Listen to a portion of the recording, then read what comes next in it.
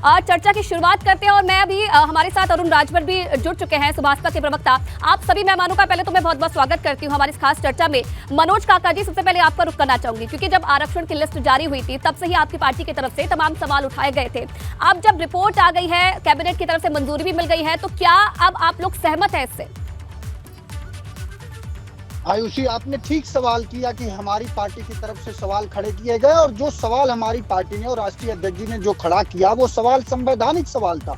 संविधान में आरक्षण की व्यवस्था है अनुच्छेद 15(4) और 16(4) में, और जो सरकार, आप जब ये जानती हैं कि देश के माननीय उच्चतम न्यायालय ने जब निर्णय दिया है कि निकाय चुनाव में जो आरक्षण की व्यवस्था है वो ट्रिपल टेस्ट से निर्धारित होगी, लेकिन सरकार अपने लोगों को लाभ देने के लिए, चूंकि मुख्यमंत्री जी स्वयं हर तरह के भर्तियों में और हर तरह के सिलेक्शन में और उससे आगे बढ़ के उन्होंने चाहा कि अपने कम से कम निकाय चुनाव में भी स्वजाति और सामंती लोगों को स्थापित करना चाह रहे थे। इसलिए देश के माननीय उच्चतम न्यायालय के निर्णय त्रिस्तरीय टेस्ट को छोड़ करके इस सरकार ने गैर संवैधानिक और अवैधानिक और निश्चित रूप से जो दलितों और पिछड़ों अकलियत के लोगों के खिलाफ हो ट्रिपल रैपिड टेस्ट कराया, जिस रैपिड टेस्ट को हम आपके माध्यम से माननीय देश के उच्चतम न्यायालय को हम लोग साधुवाद देना चाहेंगे कि जिसको डीवाई चंद्रचूड़ साहब ने स्पष्ट कहा कि ये गलत हुआ। अब सवाल यह है कि जो आरक्षण की रिपोर्ट आई है उसमें भी रिपोर्ट पेश करने वाले जो दलित और पिछड़े तबके के लोग थे, जब उनको ये हक नहीं दिया गया कि जो अब मैं खत्म कर रहा हूं कि फाइट केडी में शुरुआती दौर से ही समाजवादी पार्टी की तरफ से आरोप लगाए जा रहे थे पिछड़ा वर्ग का, जो उन्होंने कहा है कि पिछड़ा वर्ग का अपमान आप लोगों की तरफ से किया गया और इसलिए इस आरक्षण को लाया गया। अब रिपोर्ट आई है, काफी कमियां भी पाई गई है, अब शुरुआत आपको स्टार्टिंग से करनी पड़ेगी। क्या इसके लिए तैयार है और अब किस तरीके से रणनीति आपकी पार्टी की तरफ से बनाई जाएगी?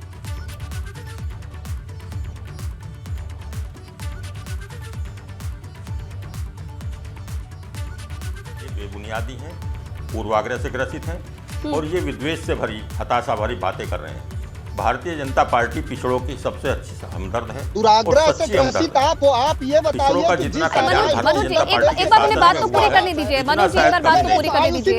अब मनोज जी सुनो, मैंने उनका बात पूरी करने दीजिए, मैं आपके पास लौटूंगी, आपके पास लौटूंगी। मनोज जी, आपके पास एक बार उनकी बात सुन लेते हैं। उन्होंने कही है और बेसिर पैर की बातें करी है। उन्होंने एक परिवार विशेष का भला करा पिछड़ों के नाम पर। भारतीय जनता पार्टी सबका साथ, सबका विकास और सबका विश्वास, सबका प्रयास, इस महामंत्र पर काम करती है और उस पर काम करती नहीं है, उसे अमल में लाती है।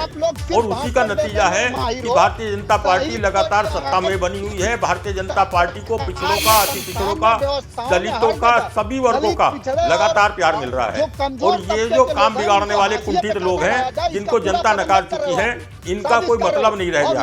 अब मैं तैयारी की बात आपको बता दूं कि भारतीय जनता पार्टी लगातार तैयारी करती है। भारतीय जनता पार्टी का कार्यकर्ता जनता के बीच रहता है और जनता के मन की सुनता है, मन की सुनता है, उसको अमल में लाता है।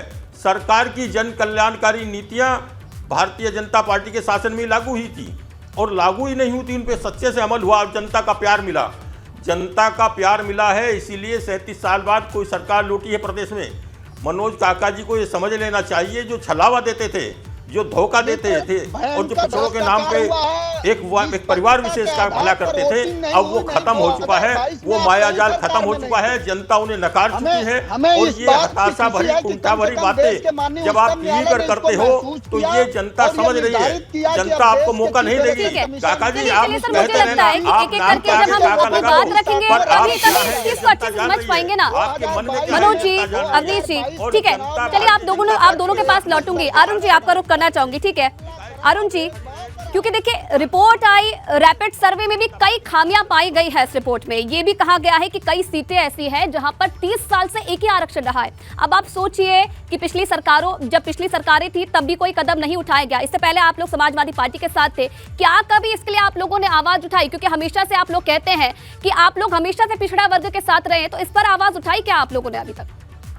देखिए, स्वयं भारतीय समाज पार्टी के ही आंदोलन और भारतीय समाज पार्टी के विचारधाराओं पर मोहर लग रही है कि जो आज 30 साल से जो सीटें परिवर्तित नहीं हो रही थी, जिन पिछड़ों को राजनीतिक लाभ नहीं मिल पा रहा था, ये मैं नहीं कह रहा हूँ, ये रिपोर्ट कह रही है, ये आंकड़े कह रहे हैं। आप उठाकर देखिए, 3 अक्टूबर 2013 को जो आंकड़ा आया था हाईकोर्ट का कि 12 जातियां राजनीतिक फायदा उत्तर प्रदेश में बहुत मजबूती से उठा रहे हैं, बाकी शेष जातियों को राजनीतिक फायदा नहीं उठा पा रहे हैं और ना ही नौकरियों में इनको ज्यादा प्रतिनिधित्व मिल पा रहा है, न आर्थिक मजबूती इनकी हो पा रही है। इस बात को माननीय ओम प्रकाश राजभर जी 31 मई 2018 को एक सामाजिक न्याय समिति की रिपोर्ट का जो सर्वे कराया था, उसी सर्वे में जो स्पष्ट बातें आई थी कि न तो राजनीतिक में फायदा हो रहा है, न सामाजिक उत्थान हो रहा है, न आर्थिक मजबूती हो रही।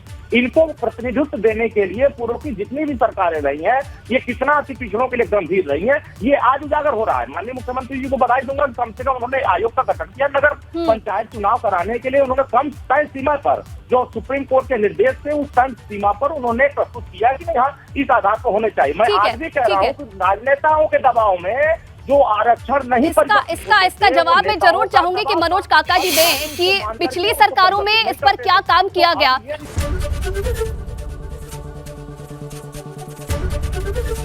एबीपी गंगा, खबर आपकी, जुबान आपकी।